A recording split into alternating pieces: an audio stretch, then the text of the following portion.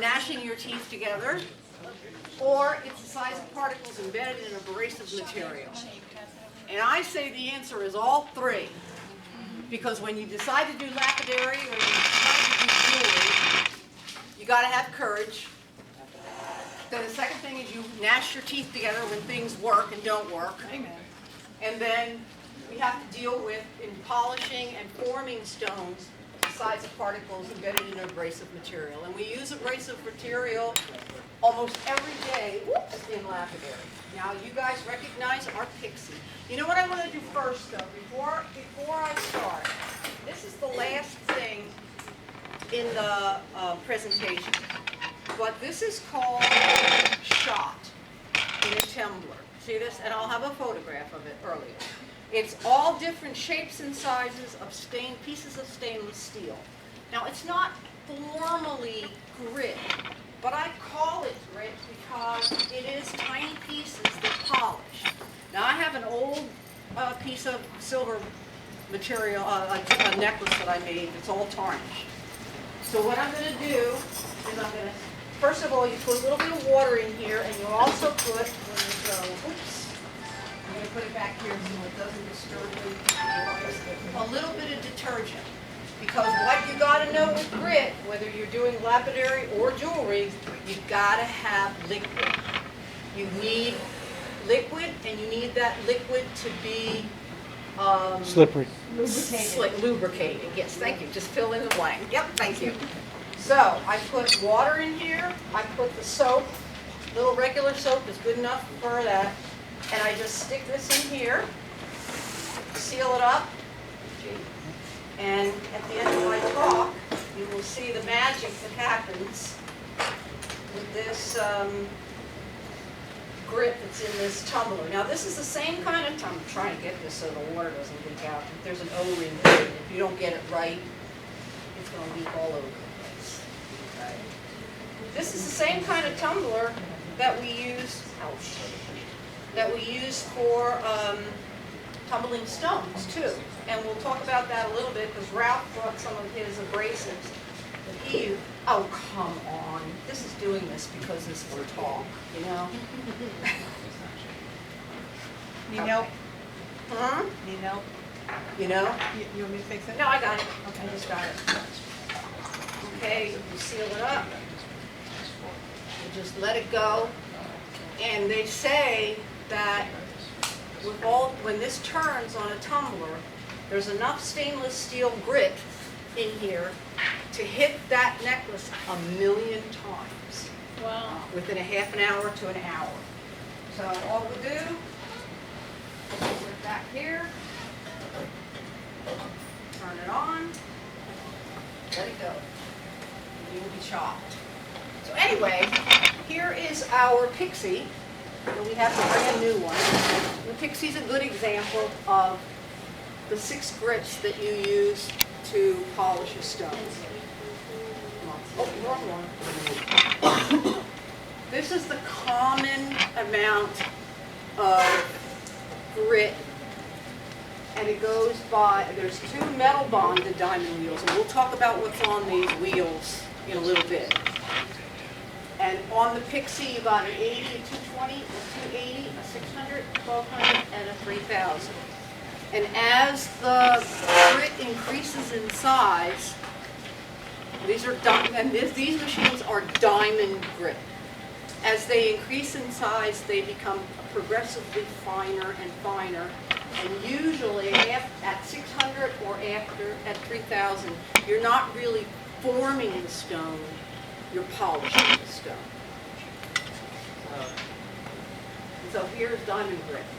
As I said here, it's crushed natural and synthetic. This is natural diamond, and this is synthetic diamond. And now they're using synthetic diamond more and more. What are you shaking your head? 80,000. And the grit size, how they determine the grit size of diamond on the diamond wheels. Now there is a mesh. I have a very, very tiny mesh kit. And I'll pass this around. And you can see that if you wanted a real rough grit, you would use this diamond mesh. If you want something that's probably 3,000, you can't even see the holes on here. And I said I'll pass that around so that you can see. And this is the type of thing, but they use, of course, huge ones to create them, to manufacture them. So I'm going to make everything circulate because I want everybody to see stuff and to be able to see what. And as it says here, 50 grit, which is the big fat one probably that I had, all the way down to 80,000, or up to 80,000. Excuse me. Now, is there a difference between the synthetic and the natural diamond? I have read about it. I don't know whether I'm using synthetic or natural, but if you go back, if you take a look, okay, let me talk about this a little bit. You see how sharp the natural diamond is as opposed to the synthetic diamond. What happens with a natural diamond grit wheel, the wheel sharpens itself as you go along. You keep hitting the wheel, and we'll talk about this a little bit later, and then the diamond keeps breaking. And as it breaks, it becomes sharper. Eventually, it wears away, and I have a good picture of that. But I can't imagine that the synthetic would be as sharp and as accurate in cutting as the natural. I really don't know the answer to that, but of course the synthetic isn't really that much cheaper than the natural either. Now you should know that, right? There's really, price-wise, they're the same, right? Depends on the size. Okay. Yeah. But when they're in this form, it probably is Yeah, insignificant. and also the stuff that they're using for the natural is most likely industrial material. Probably. So they're not using stuff that has like clarity or anything. Right. Yeah. Probably, yeah. Okay. And again, we go, the lowest number is the coarsest, and the highest number is a polish. So, and another thing I want you to know before we go any further is you've all heard of have you all heard of the Mohs hardness scale? No. You haven't? Real quick, you know that certain minerals are very, very hard. Each diamond is 10, and others like talc, which is basically powder, is a 1. And all these between the two all depend on, when you want to cut them, depend on the grit. The grit you have to use for each one. And that's what the difficulty of lapidary is. You've got to know your stone in order to know. You just don't go on the machine and say, well, I'm going to cut this on the 60. If you're doing chrysocolla, you've destroyed your stone. So you have to pretty much know the hardness of your stone before you start deciding which grit you're going to start with. And again, here's the diamond wheel. Let me, I'm going to send some diamond wheels around. I don't know that anybody has seen them outside of the lapidary machine, but just, this one is a 200, and this one is a 100. And you can see, when you get them, you can see the difference. And then those are diamond. And new ones that I haven't even opened yet.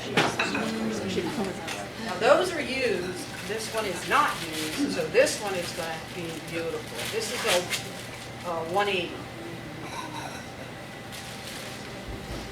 And this one, we'll get to in a little, just a few minutes. We'll get to diamond that is embedded in the resin. And this is a 280. It has the same, we'll see a comparison between the resin embedded diamond and the nickel embedded. What they do is they electrolyte the diamond onto a nickel on there, and this one is embedded in resin. Now this is the beginning of lapidary, right here. That's how they did it. Two rocks together. One rock harder than the other. and you progressively rub those two rocks.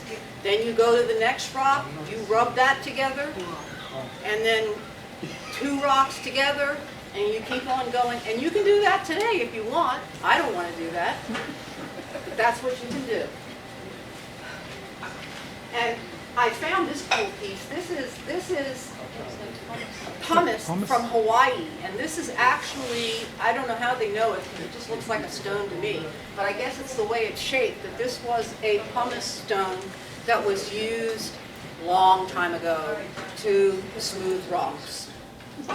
And then what they did progressively with something like this is they would chop it up into little pieces, make it rougher, and also, this is really cool that I found out, that what the Chinese did was they broke up seashells and crushed the seashells and glued the seashells onto paper, however they did it, they know how to do all that, and used progressively thinner and thinner, less and less grit on the seashell paper. And that's what they used to use. So you've got to imagine when those poor Egyptians were trying to make all that jewelry for their pharaoh, how horrible that must have been. Okay, I think this is so cool. I'll show you this picture. So what do you're in the Middle Ages, and the Pope wants, or the Pope or somebody wants a stone, right? King. The king, okay, whoever wants a stone. Speaks to the king. You shape the stone, like I showed you, they still used a harder material, shape the stone. Again, they gave the example of granite against limestone. And then, of course, you have your apprentices. You don't do it yourself, because the person who did the work with the grits was the head jeweler. So you weren't a lapidary person if you made stones. You were a jeweler. So that person, then you have your apprentice who are sitting there turning, hitting with their feet to turn the stone. And then when the final, like I said, when the final polish was required, the master lapidary artisan would finish off the piece. I keep doing this. I love this shot. I don't know where I found this, but this is what we're going to do in Melanie's classes. Are we doing this in your classes? I don't have the apprentices yet, but And you have to have two apprentices, and I don't know who the heck this guy is, but he's got these little stone, and he's going to town. So whoever these guys are, okay, turning that we'll go with stone, He's the grinder. they're the apprentices. She did that on purpose. And now this is Melody in her younger years, when she was learning. And what you don't see in this is this line goes, and I don't know why they didn't put it in the picture, goes down to a foot pedal. So you're just sitting there with that foot pedal going a mile a minute, and it's turning your stones. And as you see here, I don't even know what they used. This is in Williamsburg, by the way. They have a lapidary That's person. wood. Huh? That's wood. It's wood, I know, it's wood. Looks like cloth. But there's something, I don't know what's glued on it. They didn't say what's glued on it, He but said sandpaper maybe. I don't know, sandpaper, maybe. But Melanie's come a long way. Okay, then I showed you. Aged well. Very well. And you look great, yeah. You aged very well. And I've already circulated around the difference for the resin bonded wheels, which is one of those, and a diamond wheel, which I've also circulated around. And here's how it works. You've got the grit, or the diamonds in this case, that are electroplated on the wheel. You have to have pores in that nickel, because you've got, and don't ask me how they do this, I don't even know, but you have to have little pores in the nickel so that it holds the water or the oil, depending upon what you're using. Mostly it's water. And then there's the binding material, which in a diamond one is nickel, or resin in the other one. And then as your cabochon goes around this way and the wheel goes down this way, chips are coming off the capstone, and then you're also breaking off chips of your diamonds. But as the diamonds break off, of course it's sharpening, supposedly sharpening your stone until the stone is worn. Now here's a brand new wheel called a dressed wheel, and here's what happens when you use it too much and you're too cheap to buy a new one. It is worn down to nothing. And that's when it's time to get your Kingsley North catalog out. Use it for opal. As it progressively gets, I'll tell you what, as it progressively gets worse, you can shift it and use it for a different grit wheel, but I don't know. It's got too many flaws in it, and it can square off your cabochon, it can scratch your cabochon, it can do a lot of things. So if you're just a beginner, yes, maybe you can deal with a bad wheel, but it's a waste of time to use a bad wheel if you're trying to make money. It's just like anything else. So should you just start your softer stones off on a different grit, a lower grit? Or Absolutely. higher grit? A soft stone like Yeah, a higher turquoise. grit.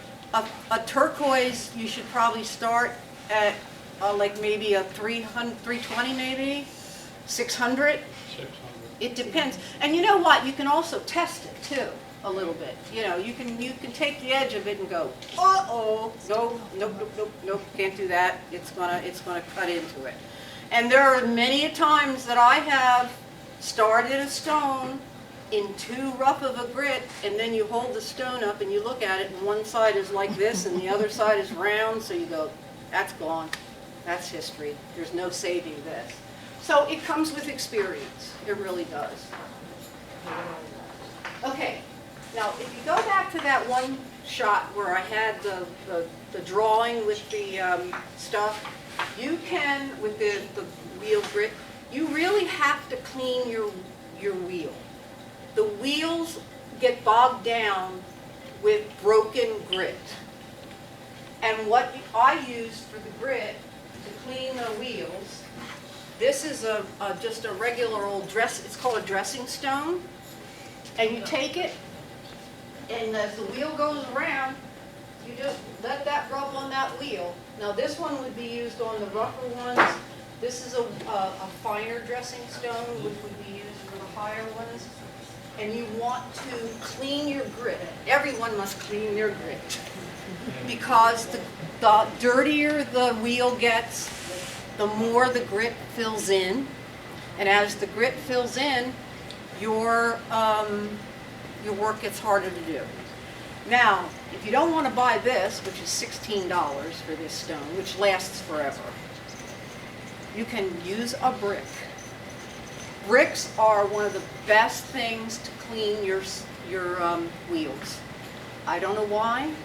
You mean clay bricks? Clay brick, not the manufactured bricks that are like what these have to be actual Adobe clay bricks to clean your stone, and it does a beautiful job, an absolutely beautiful job.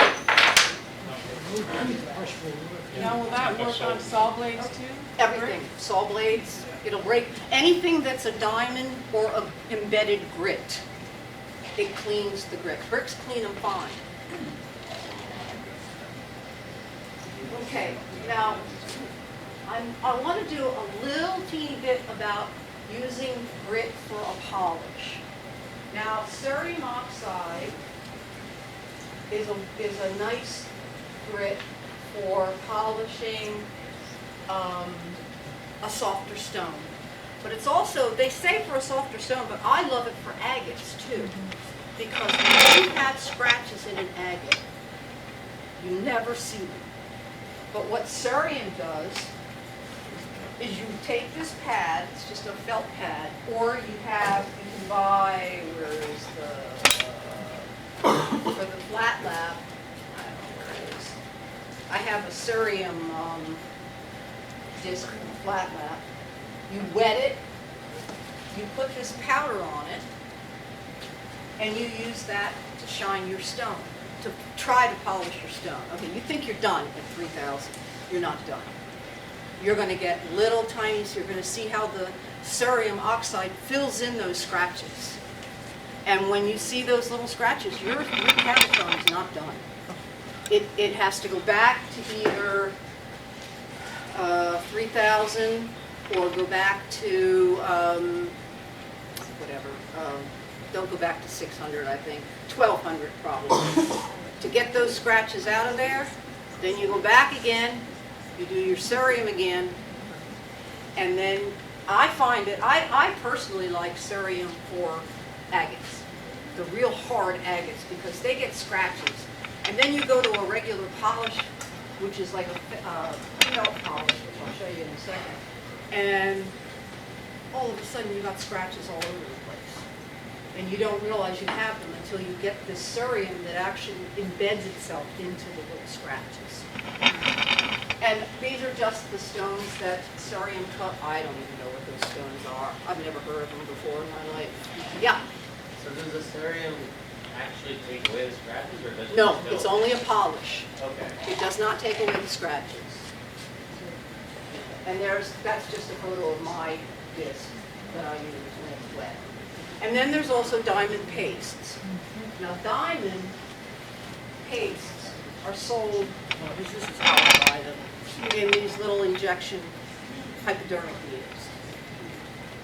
And you can put cerium, you can put the diamond paste. Now this one is 50,000 grit. I mean, that is a hell of a grit. Oh, I shouldn't say that word. Anyway, and this one is a 14,000.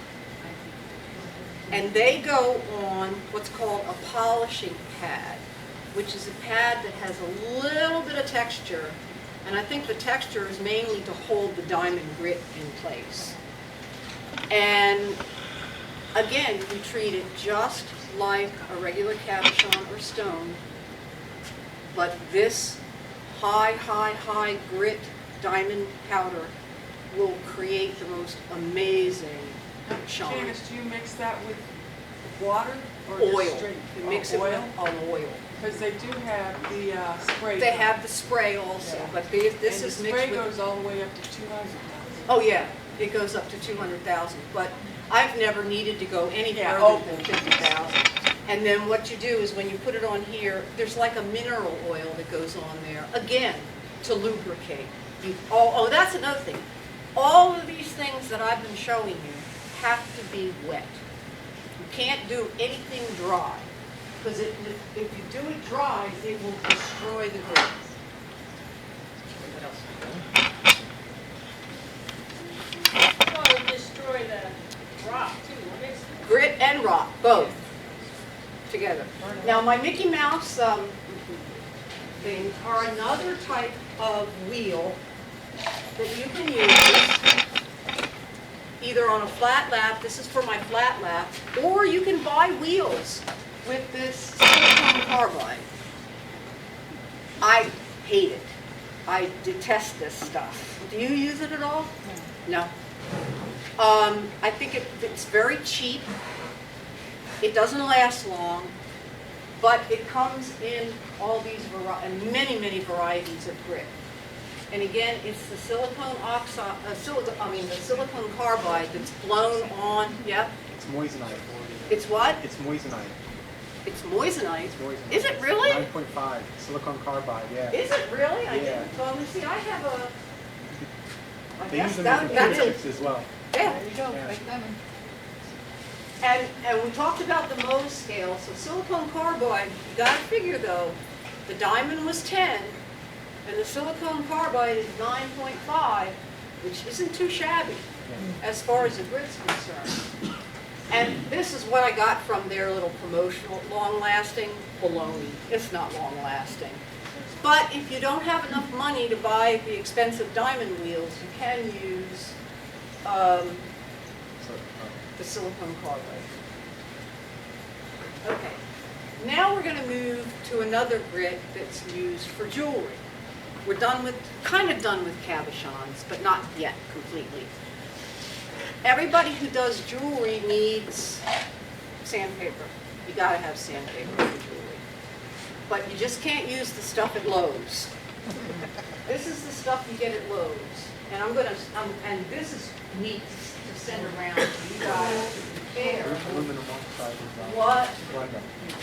the different, you probably never even pay attention to what the different sandpapers. I've got the thing written on the back of the gallery. Now and that's grit sandpaper. So here's are just the examples, numbers of the grits. And then you go to jewelry sandpapers, which are very, very important because you can see the smoothness of them, and I'll show you, I'll send those around too, to compare them to the same grit. Okay, here's a 400 that the sandpaper is, and you can see the difference. That's 400, that's 1200. And you can see, and what happens is the sandpaper, the grit is just blown onto the paper. They don't care. It's $1 a sheet, whereas the sandpaper for the jewelry is like 24 bucks for a pack.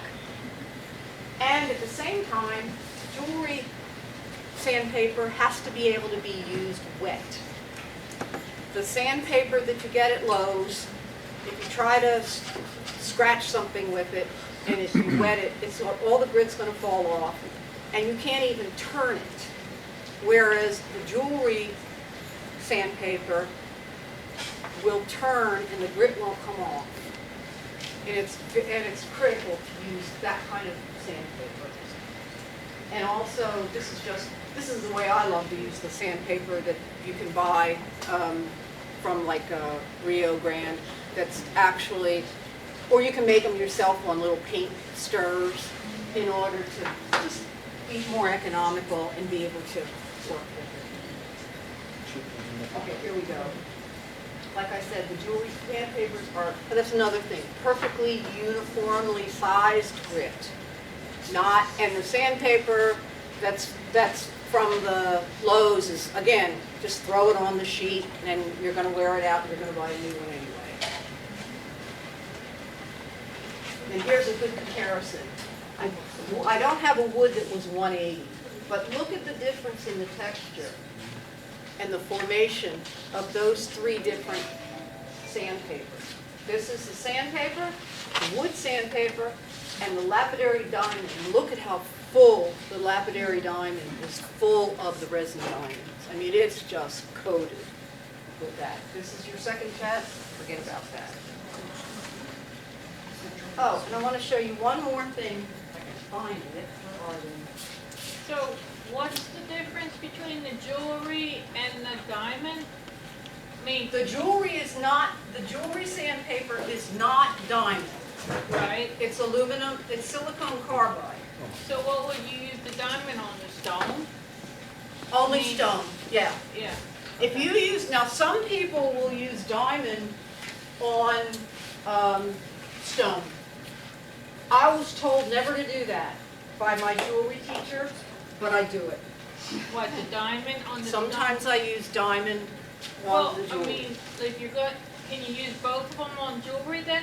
You should only really use the jewelry sandpaper and its progressive grits to eventually smooth out your jewelry to make it a beautiful, smooth, lustrous shine on the silver or copper or whatever you're using. But I've used diamond on jewelry if I want to do a cut-in shape or something. You know, and I don't want to saw it, and I want to be lazy. I'll just take a diamond on a Dremel and just go. You shouldn't do that, but I do it anyway. These are really great for jewelry. These are bristle grits, and I'll circulate these around. And each one of the little wings on there has a grit attached to it. And it comes in, and it shows you on here all the different grit sizes. And that, again, is doing jewelry. And if you need to get into a corner or into a little shape that you can't fit something in there, you use these on, or your Fordham, or on a Dremel tool, whatever you want to use, to get in on the little cracks and crevices. But the thing that I think is amazing about these is how every one of those tiny little wings on there has a, aluminum oxide grid on it. If you were trying to like carve out a drawing or like some sort of like thing onto like either a gemstone, can you? Is there a special tool? I use diamond bits for that. I can't imagine using anything else. And you can, and I'll tell you, the best place to get diamond bits that have nice grit on them is Harbor Freight. Don't buy any diamond grit drill bits from Rio. You're going to pay $39.99 for the same set that at Harbor Freight you get it for $6.99. They're identical because they get worn so fast. But if you want to carve, I go with the diamond, you know, and then you can go with a grit later to polish it up. And here's all the colors, and they just match that. Okay, so this is amazing to me. So we're talking about our guy with the apprentices and all that. And here's the head jeweler here. And look what they polish the stones with. Oil, egg white, lime. I have no idea. It says here they apply these materials to use stones using various tools such as a wooden lock, a polishing wheel, a leather pad. And I saw in this one particular article that shark skin that has different grits. They use shark skin and they determine the grit of the shark skin. And people are using that today to polish stones. But I like rouge and zam. Rouge is, what am I using? To me, zam is the best. You can see, compared to rouge and zam, guess what I use most? This is incredible fine grit of aluminum oxide in a binder that makes this waxy, like crayon type thing. And you put it on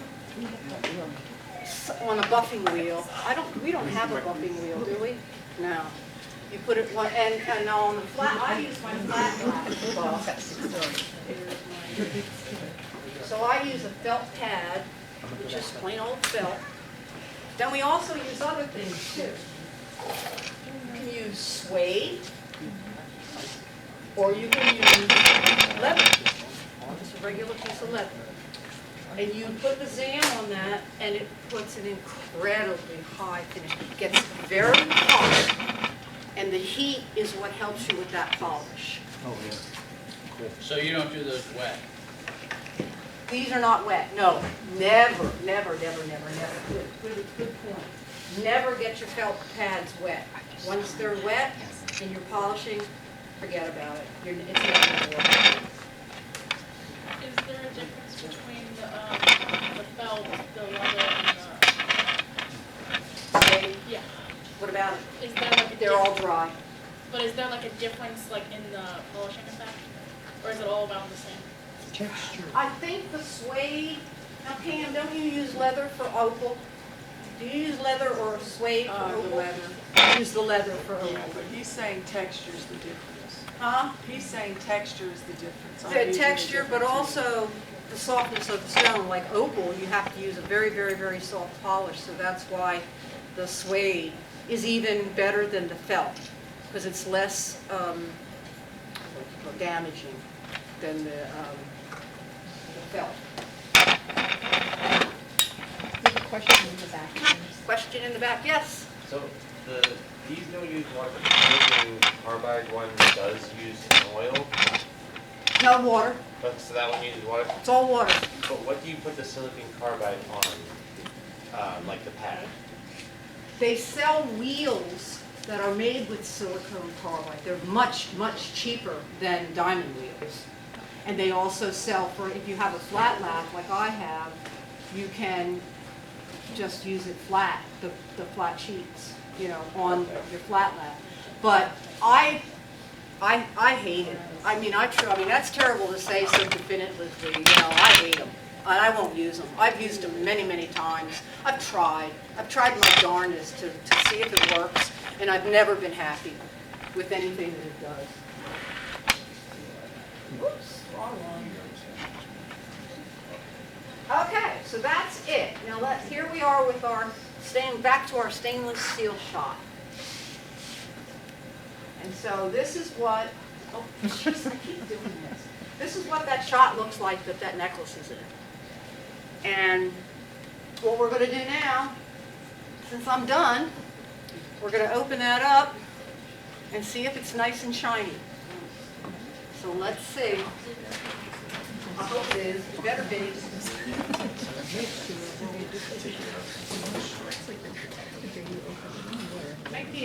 It should be. That was in there for like a half an hour. Oh, yeah. Probably not as good as it should be. I usually leave my stuff for like 2 hours. Keep our fingers crossed. Whoa.